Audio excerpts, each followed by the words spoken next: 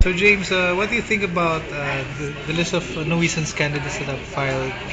Oh, it's the most interesting list I've seen so far. Oh, The platforms of some of the candidates are very interesting.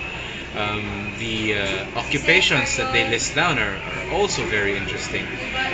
We have people who claim to be what is this? Automotive electronic Pinoy rock singer composer. I mean, you can't beat that.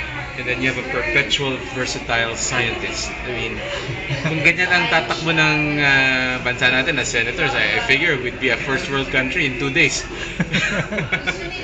But some of their platforms are also very, well, thought-provoking. Like one, for instance, says that one of the main planks of his campaign will be a process that he developed where a dead person can be buried inside a matchbox, a small matchbox. According to him, if we can bury all of the dead in a matchbox, then that would free up all the land that's being used for cemeteries, hmm. for public housing, and what have you. Hmm. So, again, if that guy became a senator, then, I'm sure we'd be a first world country in no time.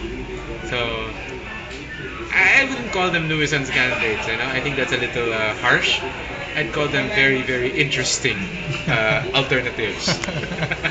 Okay, thank you, James. All right, no problem.